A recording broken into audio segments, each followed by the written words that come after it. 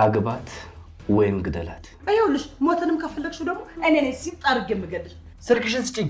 የሆነ ነገር እንድገልል ልከኝ እንጂ ያለችበት ቦታ ጤነኛ እንዳልሆነ እየተሰማኝ ነው። እሷን ማግኘት አችልም። አሁን ውጣ። አለ ምንም አልኩም እኮ እጅን ዘወር አድርገ። ከዛ ልጅ ጋር ነበርሽ አይደል? በቅናት ሰዓት ንደድክ እኮ ብራዘር። ያቺ ልጅ በኩል ሌሊተኛ ክፍል ገብታ ነበረ። እውነት ነው። ለአብነት በስተመጨረሻ ፈታኝ የሆነ ጥያቄ ቀረበለት። እሱም ህብስትን ወይ አግባት ወይ ግደላት የሚል ከአቶ አለም ጥያቄ ቀርቦለታል። ታዲያ አብነትም ግራ በመጋባት ስሜት ሆኖ አቶ አለም እንዴት ይሄን ሊል ቻለ የሚል የውስጥ ጥያቄ ፈጥሮበታል። ደንግጧልም። ሰላም ጤና ይስጥልን ቤተሰብ፣ እንዴት አላችሁ? ህብስት ድራማን ይዤላችሁ ቀርብ ያለው ቪዲዮን በላይክ ጀምሩት። ባለፈው ክፍል እንግዲህ እንደምታስታውሱት አቤኔዘር ወደ እነ ህብስት ቤት መጥቶ ነበር። ታዲያ በአምላክም ወጥቶ ምንድነው ማን ነው ምን ፈልገው ነው እያለም ነበር። ታዲያ አቤኔዘር ዛሬ ወደ ቤት ገብቶ የሚፈልገውን ነገር ተናግሮ ይሆን ወይስ ምን ተፈጠረ የሚለውን አብረን የምናየው ይሆናል ቤተሰብ። ያው እንግዲህ የጣሉበትን ሲያነሱበት ወንድ ልጅ አይወድም እንደሚባለው ሁሉ በአምላክ አሁን ላይ ስለተጣለችበት ህብስትን ትናንትና አልፈልግሽም ብሎ ሲላት የነበረችውን ዛሬ ግን ሌላ ፈላጊ ሰው ሲመጣ አብዝቶ መፈለግ ጀምሯል። ታዲያ አቤኔዘርም እሷን ፈልጎ በመምጣቱ እጅግ ተበሳጭቶ ተናዶም በአምላክ ወደ ውጭ ይዞት ይወጣል። ማንም ፈልገ ነው ሲለውም ህቡዬን ፈልጌ ነው ይለዋል። ጭራሽ ህቡዬ ሲለው በጣም ተበሳጨና ወደ ውጭ ይዞት ወጣ። ወደ ውጭ ይዞቱ መጥቶ ቆይል የምልህ እዚህ ቤት ድጋሚ እንዳትመጣ ግን ምን ዋነህ ይለዋል። እኔ ቤተሰቧ ነኝ ዘመዷም ነኝ፣ ስለዚህ የቅርብ ቤተሰብ ነን። ከመቼ ጀምሮ ሲለው ከልጅነት ጀምሮ ይለዋል።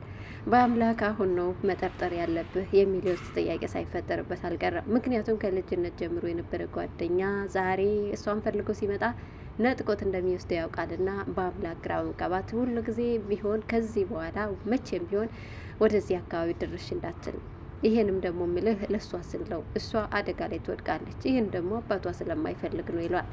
አቤኔዘር ባይዋጥለትም እሺ ብሎ ጥሏቸው ሄዷል። ታዲያ ጥሎት እንደሄደ ከትንሽ ደቂቃ በኋላ ህብስት ስልክ ትደውልለትና እንዳየት ታደርገዋለች።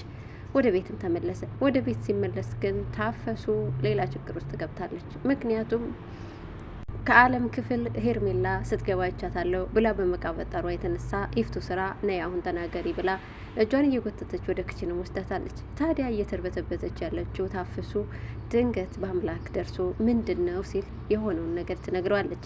በዚህ ሰዓት ነበር በአምላክ እሷ ምንም አላጠፋችም ኢፍቱ ስራ፣ ስለዚህ እኔ ደግሞ ሁሉንም ነገር ስለማቀን ይነግርሻለሁ ይላታል። በዚህ ሰዓት ኢፍቱ ስራ የምትይዘው የምትጨብጠው ይጠፋባታል። ባለቤቷን ከምንም ነገር በላይ ታምነዋለች። ዛሬ ግን እንደዛ አይነት ነገር ስትሰማና እዚሁ አይኗ ስር ይሄ ነገር ሲከናወን ስትመለከት እጅግ በጣም ልቧ ተሰበረና ታፈሱ ወደ ውጭ እንድትወጣ የቤተሰብ ጉዳይ እንደሆነ ይነግራታል በአምላክ። ወደ ውጭም ትወጣለች። ታዲያ በአምላክም ጎርደድ እያለ እንዲህ ነበር ያላት ለኢፍቱ ስራ። ይኸውልሽ እናትዋ አሁን ልንገርሽ እኔ ሁሉንም ነገር ስለማቅ ይላታል። እኮ ንገረኝ እየጠበቅኩ ነው። ይቻለች ከዛ ክፍል ትገባ ነበር ወይ ማታ ማታ ትለዋለች። አዎ ትገባ ነበር፣ ግን እኔ ያየሁት ለእናቷ መታከሚያ እንደምትጠይቅና ከዛም እንደምትወጣ ነው፣ ሌላ ነገር የለውም፣ ብትረጋጊ መልካም ነው ብሎ እስከ ዛሬ በስድብ ስታጥረገርገው የነበረችውን ኢፍቱ ስራን አፏን አስይዟት በአምላክ ጥሏት ይወጣል። ጥሏት ሲወጣም ኢፍቱ ስራ እንዲህም ትላለች፣ እስከ ዛሬ ግን እንዴት አላስተዋልኩም? ወይኔም ለካ ዛሬ ጥሩ ሰው ይሆንከው ልትሞት ፈልገ ይሆን ወይስ ምን ትሆን ይሆን? ዛሬ ገና ጥሩ ነገር አደረክ ብላም ጥላው ትወጣለች። ታዲያ አሁን ግን ትልቅ ችግር ተፈጥሮባታል። የኔ የምትለውን የራሷን የትዳር አጋሯን አለምን ሄርሜላ አብራው እየተመላለሰች መኝታ ክፍል እንደምትገባ ስትሰማ እጅግ በጣም ተበሳጭታለች። ይሄን ብስጭቷን ደግሞ ለመግታት ግዴታ መረጋጋት ይኖርባታል። ግን ሊያረጋጋት በፍጹም አልቻለም። ወደ እነ ህብስት ስንመለስ ህብስት ወጣ ብላ አቤኔዘርን አግኝቷለች። ታዲያ አለማቸውን እየቀጩ እያወሩም እየተጫወቱም ህመሟን ረስታ የልጅነት ጓደኛዋን አቤኔዘርን ስላገኘች ደስ ብሏታል። አቤኔዘርም እንግዲህ ያለችበትን ሁኔታ ደጋግሞ ጠይቋታል። ሰላም እየተሰማኝ አይደለም፣ ደስተኛ አትመስኝም ብሏታል። ታዲያ ይህንን ስትለውም ሲላትም እባክህን አታስጨንቀኝ ብላ እንባዎቿን ማፍሰስ ትጀምራለች። እሺ በቃ አላስጨንቅሽም የኔ እናት ብሎ እሱም ዝም ይላል። ነገር ግን ደግሞ ስልክ ተደጋግሞ እየተደወለ ነው።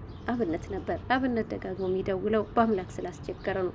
በአምላክ ድንገት ጥሏት የሄደችው ህብስት ከቤት ውስጥ ሲያጣት ግራ በመጋባት ወደ አብነት ደውሎ ነበር። አልመጣችም ስላለውም አብነት ጋር ሄዷል።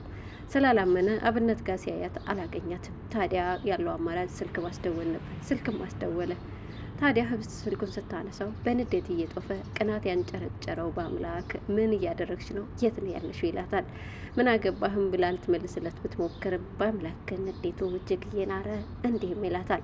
አሁን ያለሽበት ድረስ እመጣለሁ፣ የት ነሽ ሲላትም እቤት ነኝ፣ ወደ ቤት እየገባሁ ነው ትላለች። ወደ ውስጥ ሳትገቢ ጠብቂኝ፣ ያን ልጅ ልታገኙ ሄድሽ አይደል ብሎ በንዴት ሲጦፍ አብነት ይመለከታል። አብነት ፈገግ ካለና ንዴት እኮ በቃ ግንባርህ ላይ ተጽፎ ስትንጨረጨር ይታያል ይለዋል።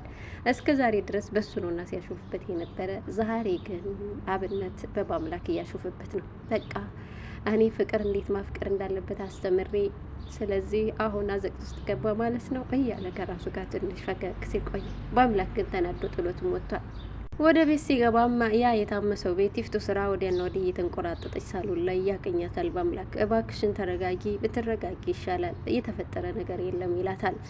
አለመፈጠሩን አንተ በምን ታውቃለህ ስትልም ትጠይቀዋለች። አለመፈጠሩን ያወቅኩበትን አንድ ነገር ልንገርሽ፣ እሱም ስከታተላቸው ነበር ይላታል። እሱ በመከታተሉ ደስተኛ ሆናለች። ምክንያቱም ምንም ነገር እንዳይፈጠር እየተከታተላቸው በመሆኑ ዛሬ ደስ ብሏታል። በማምላክ ዛሬ ኮርታለች። ታዲያ በአምላክም ይሄንን ብሏት ወደ ናፈቀችው ወደ ህብስት ጎራ ብሎ ይገባል። ሲገባም ህብስት ተኝታ ነበር። ታዲያ እየጠበቀችውም ሆና ጋደም ብላ ነበረ። ለምንድን ነው ከዛ ልጅ ጋር ልትገናኝ ሄድሽው ብሎ ጥያቄ ያነሳል። ጥያቄውን ሲያነሳባትም ለምን ትጨቀጭቀኛለህ ብላ እንደተለመደው ያንኑ እንባዋን ታፈሳለች። እንባ ዘለላዎቿ ከአይኖቿ ሲወርዱ በአምላክ ልቧ ለም ተንሰፈሰፈበትና በቃ አታልቅሽ፣ በጣም ይቅርታ ስሜታዊ ሆኜ ነው ብሎ ሊያረጋጋት ሞከረ። እሷም እሺ ግን ለምን እንደዚህ ትሆናለህ አለችው። ለምን እንደዚህ እንደምሆን አንቺ ታውቂያለሽ፣ ለአባትሽ ስል ነው። የባለፈዋ ጓደኛሽ እንደዚህ እያለች መታ ነው ሌላ ጉድ ፈጥራብሽ ሄደችው ይላታል። እወድሻለሁ፣ አፈቅርሻለሁ፣ የልቤ ልግስት ነሽ ሌላት ግን አልፈለገም። ወንድ ልጅ መቼም እንዲህ ብሎ ደፍሮ መናገር የሚፈልገው የሆነ ታይም ላይ ነው እንጂ እንዲሁ በቀላሉ መሸነፍን አይፈልግም። ህብስት ይህንን እንዲነግራት ነበር ፍላጎቷ። እሱ ግን በፍጹም አልነገራትም። ታዲያ እሺ በቃ አሁን ልተኛ ነው ውጣልኝ ትለዋለች። በአምላክም እሺ ብሎ ተነስቶ ይወጣል። ሲወጣ ግን አብነትን በር ላይ አግኝቶት ስለነበር ከአብነት ጋር ገባ ሲሉ መቼም ልቧ በፍቅር የሚከንፈው ታፈሱ። አሁን ደግሞ አይኖቿ ከአብነት ላይ አርፏል። አብነቴ መጣህ እንዴ እያለችም ትንሽ ተሽኮርማለች። አብነትም ሲያሾፍባትና ሲቀለድባት ቆይቷል። እሷ ግን የምር ልቧ ፈልጎታል። ታዲያ ቢሮ አቶ አለም አሉ ብሎ ይገባል። አዎ አሉ ብለውም ወደ ውስጥ ሲገባ አቶ አለምን ቁጭ ብሎ ያገኘዋል።